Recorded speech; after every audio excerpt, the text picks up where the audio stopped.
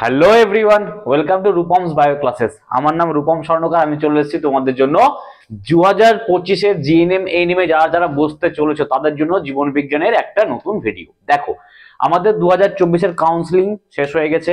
First counselling, second counselling, mop up শেষ হয়ে গেছে। স্পট কাউন্সিলিং বাকি আছে, হতেও পারে না হতে পারে। এএনএম এর জন্য মেবি হবে না, জিএনএম এর জন্য কিছুটা সিট ভ্যাকেন্ট থাকলে হতে পারে। কারণ এএনএম এর যা এবছর কাট অফ গেছে বা যা তোমার যে র্যাঙ্কে তোমার যে জিএমআর র্যাঙ্কে তোমাদের এবার এবছরের সিলেকশন হয়েছে সেটা একদম মানে ভাবনা চিন্তার বাইরে।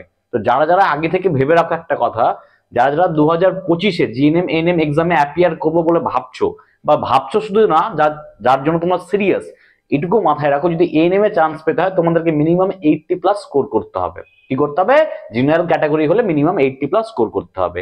জিএনএম এর জন্য মিনিমাম 70 থেকে 75 নাম্বার পেতে হবে, যাতে করে তোমরা 2025-এ যে আপকামিং জিএনএম এএনএম এক্সাম তাতে যদি বসো তাহলে যেন সিলেক্টেড হও। তার জন্য তাহলে মিনিমাম কাট অফ 70, 75 বা 80 তো যাচ্ছে।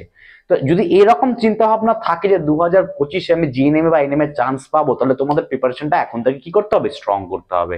আর এর জন্য আমি 2025-এ যারা যারা অ্যাপিয়ার করবা তারা আমাদের চ্যানেলের সাথে স্টিক থাকো। আমরা যা পড়াচ্ছি সেগুলো পড়ো, এক্সট্রা 4-5টা বই ফলো করার কোনো দরকার নেই। এখানে যা করানো হবে তোমাদের রিপিটেডলি মক টেস্ট নেওয়া হবে। আমার এই চ্যানেলেই মক টেস্ট হবে। আমাদের টেলিগ্রাম চ্যানেল আছে রূপমস বায়ো ক্লাসেস, তোমরা সেখানে অ্যাটাচড হয়ে যাও, তোমরা সব রকম পিডিএফ ওখানে পেয়ে যাবে। আর যখন মক টেস্ট নেওয়ার কথা হবে তখন আমি অ্যানাউন্স করে দেবো, তোমরা রীতিমতো মক টেস্ট পেয়ে যাবে একটা পার্টিকুলার ডেটে, পার্টিকুলার টাইমে। তোমরা সে সময় মক টেস্টটা ফ্রি অফ কস্টে অ্যাটেন্ড করতে পারবা। যদি কারো টার্গেট থাকে 2025-এ আপকামিং জিএনএম এক্সামটা আমি খুব ভালো করে দিব এবং আমার ফাইন্যান্সিয়াল অবস্থা ভালো না বা হোয়াট এভার, আমি ফ্রি অফ কস্টে ক্লাস করতে চাই, তাহলে তোমাদের জন্য হচ্ছে এই চ্যানেলটা। তোমরা এখান থেকে ফুললি প্রিপেয়ার করতে পারবে। আমি এটা বলবো না যে অন্য কোনো চ্যানেল থেকে প্রিপেয়ার করতে পারবা না, বাট আমার সেন্সে এখান থেকে করাটা তোমাদের জন্য বেটার হবে। কারণ এখান থেকেই তোমাদের কি হবে? সিলেকশন সব থেকে বেশি হবে, ইন দ্য সেন্স অফ যে তোমাদের মক টেস্ট বেশি হবে, তোমাদের ক্লাসেস বেশি হবে, তোমাদের রিভিশন ক্লাস বেশি হবে। যখন আমরা শেষে 2025 সালে যখন এক্সামের দোরগোড়ায় পৌঁছে যাবো, তখন আমি ওয়ান শট ক্লাস নিব, যেগুলো আরো তোমাদের জন্য বেনিফিট হবে। ঠিক? তো আমাদের অলরেডি 3টে ক্লাসেস আপলোড হয়ে গেছে জীবন বিজ্ঞানে। আজকে আমি তোমাদেরকে নতুন একটা ক্লাস করাবো, জীবন বিজ্ঞানের কোষ বিভাজন। এর আগের দিনের ক্লাসে আমি তোমাকে পড়িয়েছিলাম কি? নিউক্লিয়াস। নিউক্লিয়াস থেকে উৎপন্ন, নিউক্লিয়াসের সব থেকে ঘন অংশ নিউক্লিওলাস, সেখান থেকে উৎপন্ন নিউক্লিয় জালিকা, তারপরে ওখান থেকে তৈরি ছিল ক্রোমাটিন, ক্রোমাটিন তন্তু বা ক্রোমাটিন ফাইবার। সেখান থেকে কি করে ক্রোমোজোম হয়েছিল, ক্রোমোজোমের দুটো বাহু কার দ্বারা যুক্ত থাকে, কোনটা প্রাইমারি খাঁজ মানে প্রাইমারি কনস্ট্রাকশন মানে মুখ্য খাঁজ, কোনটা গৌণ খাঁজ, কোনটা স্যাটেলাইট ক্রোমোজোম মানে কোনটা স্যাট ক্রোমোজোম, সেন্ট্রোমিয়ার কি, কাইনেটোকোর কি, এই পার্টিকুলার জিনিসগুলো আমি কিন্তু আগের ভিডিওতে ডিসকাস করে নিয়েছি। যারা যারা ভিডিওটা দেখোনি তারা কিন্তু অবশ্যই সেই ভিডিওটা দেখে এই ক্লাসটা করতে আসো। ঠিক? যদি কেউ দেখে নাও আসো তবুও অসুবিধা হবে না, বাট ওটা দেখে নিলে তোমাদের কনসেপ্টটা ক্লারিফিকেশন হবে। একটা জিনিসকে তোমরা কতদিন মনে রাখবে, তার থেকে বেটার না কনসেপ্ট ওয়াইজ চলো। শুধু রাট্টাফিকেশন করলে হবে না, কনসেপ্ট ওয়াইজ খেলতে শিখো। ঠিক? কনসেপ্ট হচ্ছে আসল বায়োলজির মধ্যে বা লাইফ সায়েন্স বা ফিজিক্যাল সায়েন্সের মধ্যে। কনসেপ্ট ওয়াইজ চলো, তাহলে ইনফরমেশন কম স্টোর করতে হবে, জিনিসটা মাথার মধ্যে লং টাইম মেমোরেবল থাকবে। ঠিক? তো চলো শুরু করা যাক। আজকে আমাদের কোষ বিভাজনে আমরা কি পড়বো? প্রোফেজ পড়বো, মেটাফেজ পড়বো, অ্যানাফেজ পড়বো, টেলোফেজ পড়বো। মানে আছে কোষ বিভাজনের যে 4টে দশা হয়, কোষ বিভাজনের যে 4টে দশা, প্রোফেজ, মেটাফেজ, অ্যানাফেজ, টেলোফেজ, এই 4টে পড়বো। আর কি পড়বো? আমরা সাইটোকাইনেসিস পড়বো। কি পড়বো আমরা? কোষ বিভাজন। দেখো, কোষ বিভাজন দুটো প্রসেসে হয়, একটাই ক্যারিওকাইনেসিস, একটা হয় সাইটোকাইনেসিস। ঠিক? চলো আজকে আমি শুরু করি তাহলে। দেখো, একটা কোষ ধরে নাও, আমি তোমাকে বললাম এটা একটা কোষ। এই কোষ থেকে আবার কি হবে? দুটো কোষ তৈরি হবে। এটাই তো হচ্ছে কোষ বিভাজন। মানে একটা কোষ থেকে দুটো কোষ হবে, এটাকে কি বলবো আমি? কোষ বিভাজন। মানে কোষের নাম্বার বাড়বে, আর কোষের নাম্বার বাড়লে অটোমেটিক্যালি কোষে মানে আমাদের জীবদেহের কি হবে? বৃদ্ধি ঘটবে, জীবদেহের বৃদ্ধি ঘটবে। তো একটা কোষের মেনলি কটা অংশ থাকে? দেখো, সবার বাইরে যে মেমব্রেনটা থাকে তাকে আমি কি বলবো? কোষ পর্দা বলবো। কি বলবো আমি? কোষ পর্দা, যাকে ইংরেজিতে কি বলে? প্লাজমা মেমব্রেন বা সেল মেমব্রেন। কোষ পর্দার মধ্যে, কোষ পর্দার দ্বারা ঘেরা যে অংশটা থাকবে তাকে পুরোটাকে আমি কি বলবো? প্রোটোপ্লাজম। তাহলে এটা পুরোটাকে কি বলবো আমি? স্যার প্রোটোপ্লাজম বলবো। স্যার কি বলবো? স্যার আমি প্রোটোপ্লাজম বলবো স্যার। আচ্ছা স্যার, প্রোটোপ্লাজমের মধ্যে একটা ঘন অংশ থাকে যাকে আমি কি বলবো? স্যার নিউক্লিয়াস বলবো। আমি এন দিয়ে লিখলাম, নিউক্লিয়াস বলবো। আর নিউক্লিয়াস ছাড়া প্রোটোপ্লাজমের বাকি এই যে অংশটা তাকে আমি কি বলবো? স্যার সাইটোপ্লাজম বলবো। কি বলবো তাকে আমি? স্যার সাইটোপ্লাজম বলবো। তাহলে আবার বলছি, একটা সজীব কোষের কি থাকবে? কোষ পর্দা থাকবে, যাকে ইংরেজিতে কি বলে? প্লাজমা মেমব্রেন বলবে বা সেল মেমব্রেন বলবে। ঠিক? কোষ পর্দা বা প্লাজমা মেমব্রেন দ্বারা ঘেরা অংশটাকে আমি কি বলবো? প্রোটোপ্লাজম বলবো স্যার। প্রোটোপ্লাজমের দুটো অংশ, প্রোটোপ্লাজমের মধ্যে যেটা ঘন অংশ তাকে কি বলবো আমি? নিউক্লিয়াস বলবো। নিউক্লিয়াসের চারটে পার্ট ছিল, চারটে অংশ ছিল, নিউক্লিয় পর্দা, নিউক্লিওলাস যেটা সব থেকে নিউক্লিয়াসের আবার ঘন অংশ, নিউক্লিওলাস, নিউক্লিয় জালক আর নিউক্লিয়ার মেমব্রেন। এগুলো আমি এর আগের ক্লাসে বলে দিয়েছি। আর নিউক্লিয়াস ছাড়া প্রোটোপ্লাজমের বাকি অংশটাকে আমি কি বলবো, সাইটোপ্লাজম। তার মানে প্রোটোপ্লাজম ইকুয়াল টু আমি কি বলতে পারবো, নিউক্লিয়াস প্লাস সাইটোপ্লাজম। তার মানে যদি আমাকে একটা কোষকে দুটো কোষ বানাতে হয়, তাহলে আমাকে প্রোটোপ্লাজমের নিউক্লিয়াসকেও দুটো বানাতে হবে, সাইটোপ্লাজমকেও ভাগ করতে হবে। তার মানে একটা কোষ তখনই দুটো কোষ বানাবে যখন নিউক্লিয়াসের নাম্বার একটা থেকে দুটো হবে। আর কি হবে, সাইটোপ্লাজমটা যেটা এখানে ছিল সেটা প্রথমে তার কোয়ান্টিটিতে বাড়বে, মানে অ্যামাউন্টে বাড়বে, দিয়ে দুটো ভাগে ভাগ হয়ে যাবে। ঢুকছে না মাথার মধ্যে? আবার রিপিট করছি, একটা কোষের মধ্যে এখানে কি ছিল, প্রোটোপ্লাজম ছিল। প্রোটোপ্লাজম কি স্যার, কোষ পর্দা দ্বারা ঘেরা অংশটাকে আমি কি বলবো স্যার, প্রোটোপ্লাজম বলবো। প্রোটোপ্লাজমের সব থেকে ঘন অংশকে আমি কি বলবো স্যার, নিউক্লিয়াস বলবো। আর নিউক্লিয়াস ছাড়া প্রোটোপ্লাজমের বাকি অংশ যেখানে কি থাকে, কোষ অঙ্গাণু থাকে, এখানে কি থাকে, সেল অর্গানেল থাকে। সিও লিখলাম আমি, সেল অর্গানেল।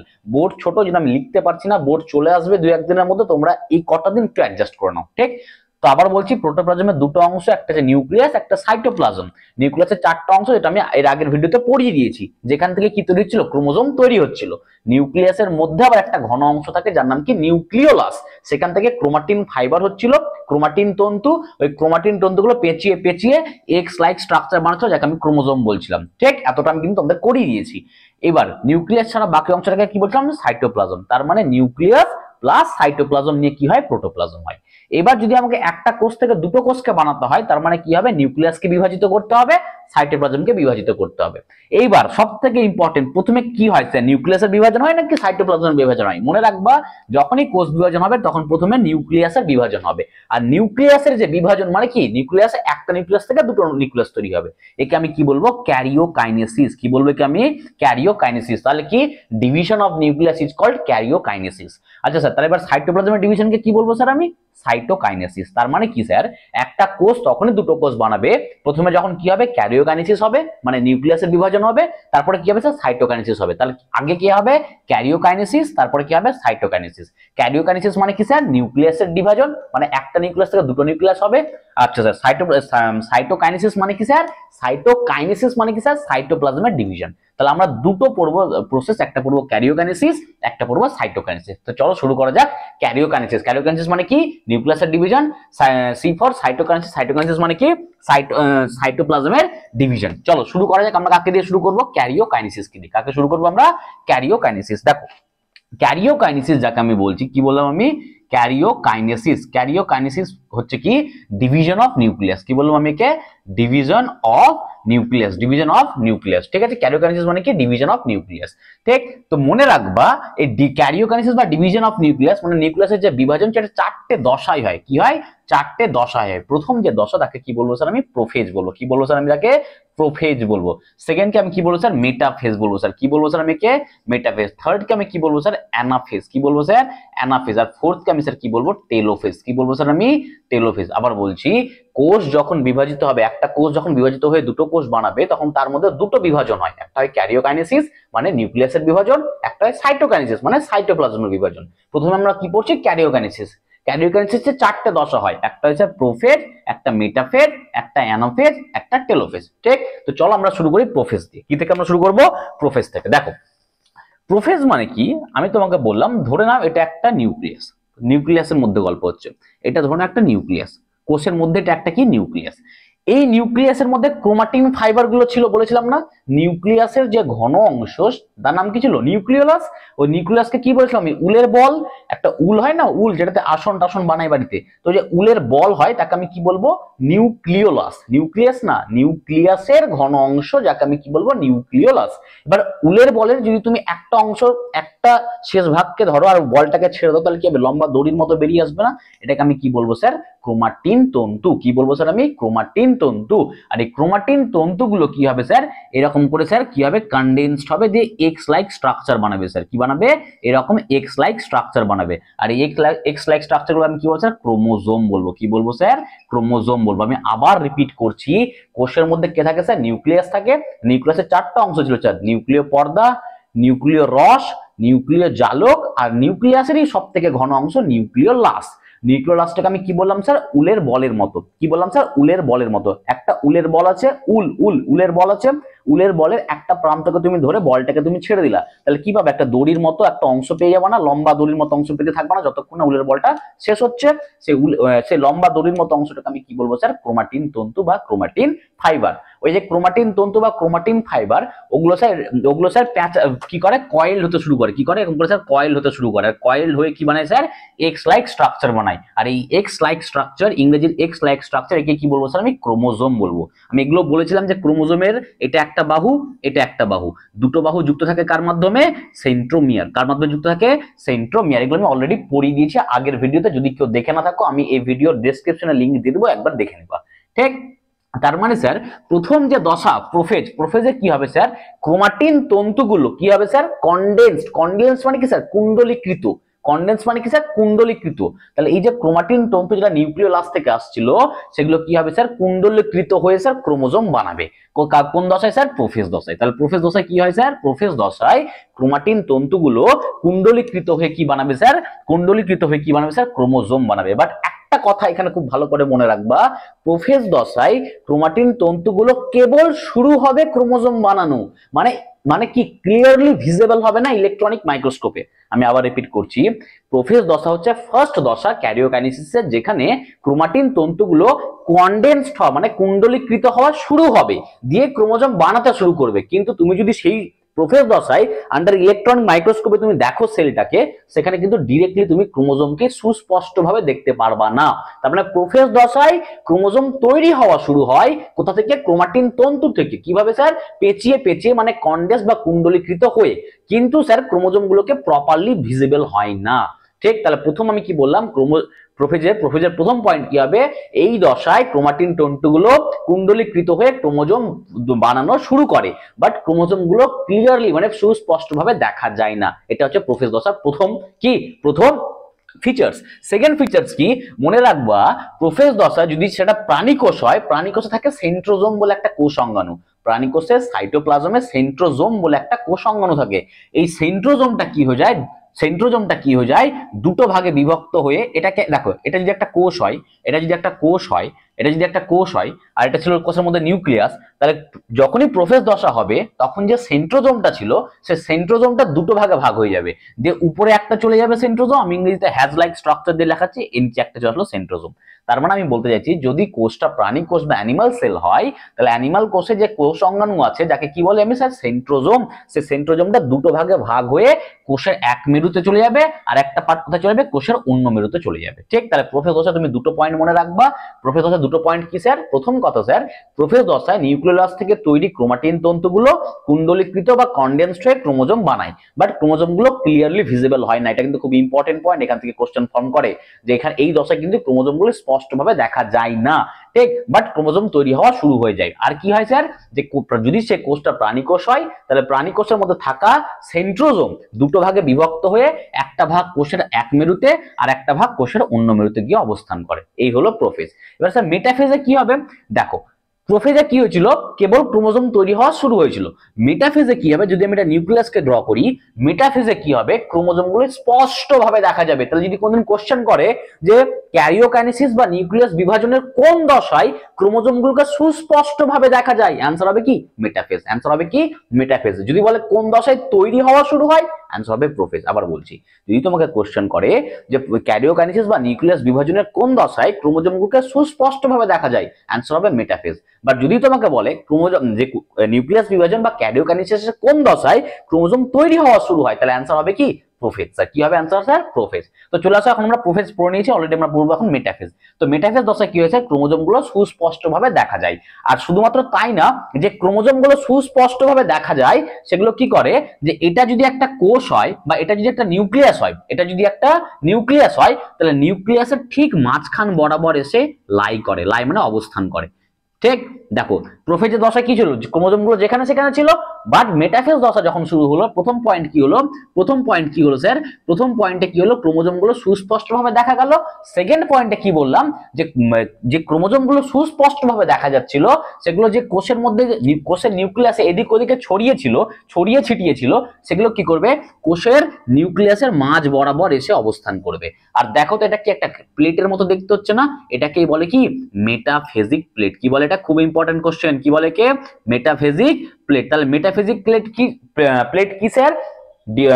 বাংলায় বলি, যখন মেটাফেজ দশা হয় তখন সুস্পষ্টভাবে দেখা যাওয়া ক্রোমোজোম গুলো নিউক্লিয়াসের মধ্যবর্তী স্থানে এসে কি সারি সারি ভাবে অবস্থান করে, যে একটা প্লেট লাইক স্ট্রাকচার বানায়। দেখো তো প্রত্যেকটা ক্রোমোজোম, নিউক্লিয়াসের মধ্যে যতগুলো ক্রোমোজোম তৈরি হয়েছে সে প্রত্যেকটা ক্রোমোজোম কি নিউক্লিয়াসের মাঝখান বরাবর এসে অবস্থান করেছে, ঠিক? আর এই যে মাঝখান বরাবর অবস্থান করার জন্য একটা প্লেটের মতো স্ট্রাকচার তৈরি হয়েছে, কি বলবো আমি? মেটাফেজিক প্লেট। তাহলে আমি এবার আবার রিপিট করছি, প্রোফেজে কি হচ্ছিল? নিউক্লিয়াস থেকে ক্রোমাটিন ফাইবার হচ্ছিল, সেই ক্রোমাটিন ফাইবার গুলো কুণ্ডলীকৃত বা কনডেন্সড হয়ে ক্রোমোজোম বানানো শুরু হয়েছিল, বাট ক্রোমোজোম গুলো ক্লিয়ারলি ভিজিবল ছিল না। আর কি ছিল? যে যদি সেই কোষটা প্রাণীকোষ হতো তাহলে সেন্ট্রোজোম, যেটা কোষ অঙ্গাণু থাকে প্রাণীকোষের মধ্যে, সেটা দুটো ভাগে বিভক্ত হয়ে একটা কোষের অন্য মেরুতে আর একটা কোষের এক মেরুতে আর অন্যটা কোষের অপর মেরুতে যেত। মেটাফেজে কি হচ্ছে? যে ক্রোমোজোম গুলো তৈরি হওয়া শুরু হয়েছিল প্রোফেজে, সেগুলো স্পষ্টভাবে দেখা যাবে কোথায়? Under microscope. আর কি হবে? এই প্রত্যেকটা ক্রোমোজোম গুলো কি করবে? নিউক্লিয়াসের মধ্যবর্তী স্থানে এসে পরপর সারি সারি করে অবস্থান করবে, যে একটা প্লেটের মতো বানাবে, একটা প্লেটের মতো বানাবে, ঠিক? এই প্লেটটাকে কি বলবো স্যার আমি? মেটাফেজিক প্লেট। তাহলে মেটাফেজের দুটো পয়েন্ট মনে রাখবা, এই দশায় ক্রোমোজোমগুলোকে সুস্পষ্টভাবে দেখা যায়, আর একটা কি মনে রাখবা? যে এই দশায় ক্রোমোজোমগুলো নিউক্লিয়াসের মধ্যবর্তী স্থানে এসে অবস্থান করে একটা প্লেটের মতো স্ট্রাকচার বানায়, যাকে কি বলবো আমি স্যার? মেটাফেজিক প্লেট বলবো। কি বলবো স্যার আমি? মেটাফেজিক প্লেট। আচ্ছা, আরেকটা জিনিস হয় কি হয়, যে দেখো প্রোফেজ দশায় কি হয়েছিল? এটা সেন্ট্রোজোম ছিল, এটা ছিল সেন্ট্রোজোম, ঠিক? সেন্ট্রোজোম ভাগ হয়ে গেছিল। এই সেন্ট্রোজোম থেকে একটা তন্তু তৈরি হয়। কি তন্তু তৈরি হয়? বেম তন্তু। কি তৈরি হয়? অ্যাস্ট্রাল রে বা বেম তন্তু বা স্পিন্ডেল ফাইবার। আবার বলছি, এই যে প্রোফেজ দশার সময় সেন্ট্রোজোমটা দুটো ভাগে ভাগ হয়ে দুই মেরুতে গিয়েছিল, সেই দুই মেরুতে যাওয়ার পরে সেখান থেকে কি তৈরি হবে স্যার? এরকম করে অনেকগুলো বেম তন্তু তৈরি হওয়া শুরু হয়। কি হয়? বেম তন্তু বা স্পিন্ডেল ফাইবার বলে। এগুলোকে কি বলে? Spindle fibre. কি বলে? স্পিন্ডেল ফাইবার, যাকে বাংলায় কি বলে? বেমতন্তু। কি বলে? বেমতন্তু। তাহলে বেমতন্তু কোথা থেকে তৈরি হয়? সেন্ট্রোজোম থেকে। কখন তৈরি হয়? মেটাফেজের সময়, ঠিক? এইবার যখন স্যার অ্যানাফেজ হবে, তখন কি হবে স্যার? অ্যানাফেজ হলে কি হবে স্যার? দেখো অ্যানাফেজ ড্র করছি। যখন স্যার অ্যানাফেজ হলে কি হবে? দেখো আমি ড্র করছি। ধরো একটা নিউক্লিয়াস ছিল, এটা একটা নিউক্লিয়াস ছিল, এখানে স্যার মেটাফিজিক প্লেটে এরকম করে ক্রোমোজোম গুলো অবস্থান করেছিল স্যার। মাঝখানে কে ছিল? যুক্ত থাকবে স্যার সেন্ট্রোমিয়ার। ক্রোমোজোমের মাঝখানে কে থাকে? সেন্ট্রোমিয়ার। আচ্ছা, এখানে কে ছিল স্যার? সেন্ট্রোজোম ছিল স্যার। এখানে কে ছিল স্যার? সেন্ট্রোজোম ছিল। সেন্ট্রোজোম থেকে কি আসছিল স্যার? স্পিন্ডেল ফাইবার বা বেমতন্তু। স্পিন্ডেল ফাইবার বা বেমতন্তু। এই যে স্পিন্ডেল ফাইবার বা বেমতন্তুগুলো কোথা থেকে আসছিল? সেন্ট্রোজোম থেকে। এরা ডিরেক্টলি এসে কোথায় কানেক্ট হয়ে যাবে স্যার? এই কোথায় কানেক্ট হয়ে যাবে? ক্রোমোজোমের মধ্যবর্তী স্থান, যাকে কি বলবো আমি? সেন্ট্রোমিয়ার। কি বলবো? সেন্ট্রোমিয়ার। তাহলে এখান থেকে যেটা তৈরি হবে বেমতন্তু, সেটা গিয়ে কানেক্ট হবে কোথায়? এইখানে। এখান থেকে তৈরি হবে সেটা কানেক্ট হবে কোথায়? সেন্ট্রোমিয়ারে। এখান থেকে যেটা আবার বেমতন্তু তৈরি হবে সেটা কানেক্ট হবে কোথায়? সেন্ট্রোমিয়ারে। এখান থেকে যে বেমতন্তু তৈরি হবে সেটা কানেক্ট হবে কোথায়? সেন্ট্রোমিয়ারে। আবার এখান থেকে যে বেমতন্তু তৈরি হবে সেটা কানেক্ট হবে কোথায়? সেন্ট্রোমিয়ারে। আবার এখান থেকে যে বেমতন্তু তৈরি হবে সেটা কানেক্ট হবে কোথায়? সেন্ট্রোমিয়ারে। তার মানে অ্যানাফেজে কি হচ্ছে? যে সেন্ট্রোজোম থেকে তৈরি বেমতন্তু বা স্পিন্ডেল ফাইবার গুলো কি হচ্ছিল? ক্রোমোজোমের মাঝখানে থাকা বা মেটাফিজিক প্লেটের মধ্যে, এটা ছিল মেটাফিজিক প্লেট ছিল স্যার।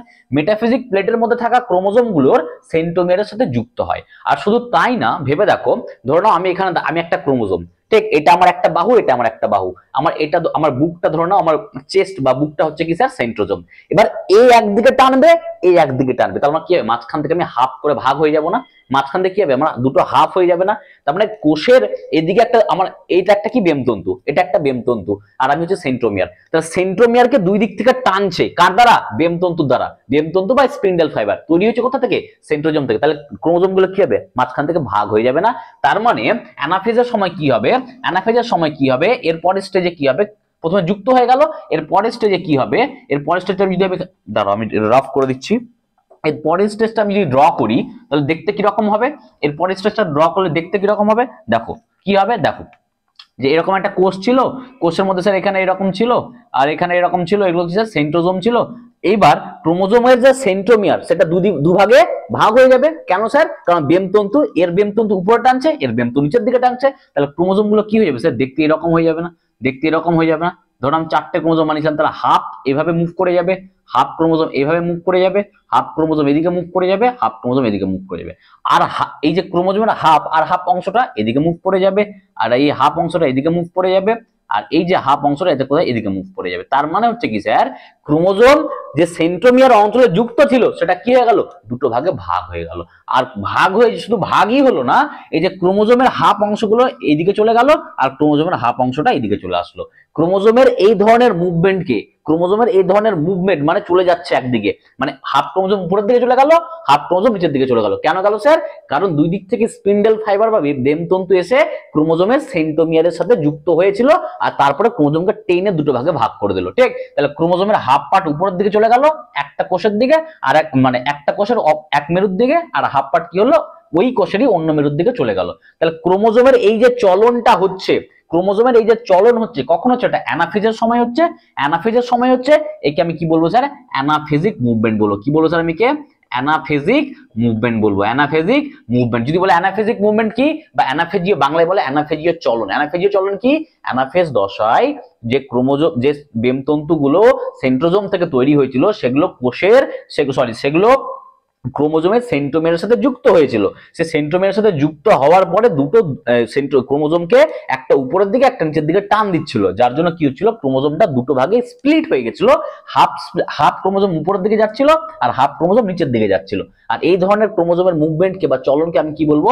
অ্যানাফেজিক চলন বা অ্যানাফেজিক মুভমেন্ট বলবো। ঠিক, আচ্ছা স্যার, এবার যখন টেলোফেজ হবে, তার মানে কি স্যার? দেখো তো, এই হাফ ক্রোমোজোম একদিকে চলে গেল আর হাফ ক্রোমোজোম এদিকে চলে আসলো।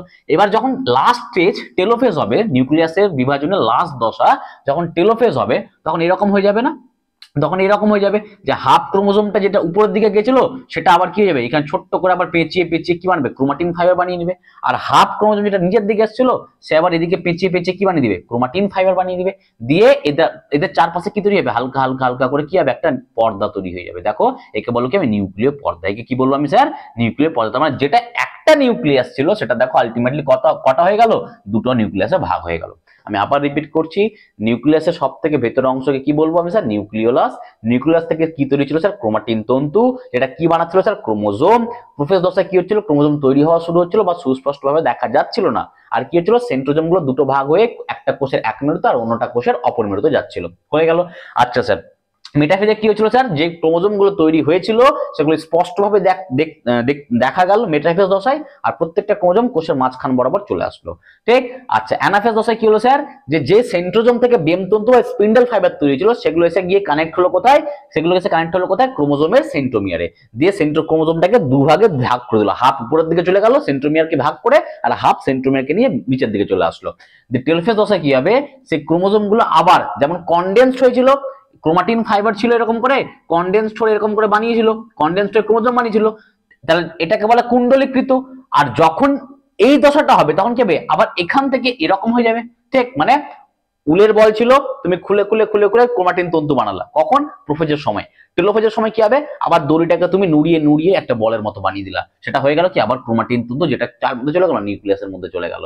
তার মানে হলো কি স্যার, হাফ ক্রোমোজোম যেটা উপরের দিকে গেল সেটা আবার কি বানালো, উল্টো করে বানালো, এবার ক্রোমাটিন বানিয়ে আবার নিউক্লিয়াস বানিয়ে তার পাশে একটা পর্দা বানিয়ে দিল, মানে নতুন নিউক্লিয়াস তৈরি করে দিল। তাহলে এটা হলো কি নিউক্লিয়াসের ডিভিশন। তার মানে একটা কোষের মধ্যে প্রথমে নিউক্লিয়াসের ডিভিশন হলো। এবার স্যার আমি কি পড়বো স্যার? সাইটোকাইনেসিস পড়বো। কি পড়বো স্যার আমি স্যার? সাইটোকাইনেসিস। আমরা কি বললাম? ক্যারিওকাইনেসিস বললাম, এবার সাইটোকাইনেসিস। তার মানে ক্যারিওকাইনেসিস হয়ে যাওয়ার পরে কোষটা দেখতে কি রকম হবে? এই কোষটা এরকম থাকবে, এখানে একটা নতুন নিউক্লিয়াস তৈরি হয়েছে, আর এখানে একটা নতুন নিউক্লিয়াস তৈরি হয়েছে, এখানে একটা নতুন নিউক্লিয়াস তৈরি হয়েছে, তাই তো? এটা কিভাবে তৈরি হয়েছে? ক্যারিওকাইনেসিসের মাধ্যমে। এবার স্যার ক্যারিওকাইনেসিস হয়ে গেছে, বাট সেলটা তো একটাই আছে। ক্যারিওকাইনেসিস হয়ে গেছে বাট কোষটা তো একটাই আছে, তাহলে একটা কোষে নরমালি একটা নিউক্লিয়াস থাকে, বাট এরকম ক্যারিওকাইনেসিস হয়ে যাওয়ার পরে একটা কোষে একের বেশি নিউক্লিয়াস আছে। ঠিক, এটাকে কি বলে? বহু নিউক্লিয়াস যুক্ত কোষ বলে। কি বলে? মাল্টি নিউক্লিয়াস সেল বা বহু নিউক্লিয়াস যুক্ত কোষ। যদি সেটা উদ্ভিদের জন্য হয়, যদি উদ্ভিদ কোষে হয়, তখন এই স্টেজটাকে বলবে সিনোসাইটিয়াম। কি বলবে? সিনোসাইটিয়াম। আর যদি প্রাণী কোষে হয় তখন তাকে কি বলবো স্যার? সিনোসাইট। আবার বলছি, সিনোসাইটিয়াম কি? যদি উদ্ভিদ কোষের একটা কোষে অনেকগুলো নিউক্লিয়াস থাকে তখন তাকে বলে সিনোসাইটিয়াম। যদি প্রাণী কোষের একটা কোষে একের বেশি নিউক্লিয়াস থাকে তখন তাকে কি বলবো স্যার? আমি সিনোসাইট। তাহলে ক্যারিওকাইনেসিস হয়ে গেলে কোষের মধ্যে একের বেশি নিউক্লিয়াস থাকছে, যাকে আমি কি বলবো স্যার? সিনোসাইটিয়াম বা সিনোসাইট। এইবার স্যার এই কোষটাকে তো দুটো ভাগে ভাগ করতে হবে, কারণ দুটো কোষ বানাবে, তারপর তো বিভাজন বলবো যে হয়েছে। তাহলে কি করে হবে স্যার? এবার সাইটোকাইনেসিস। এটা কি ছিল?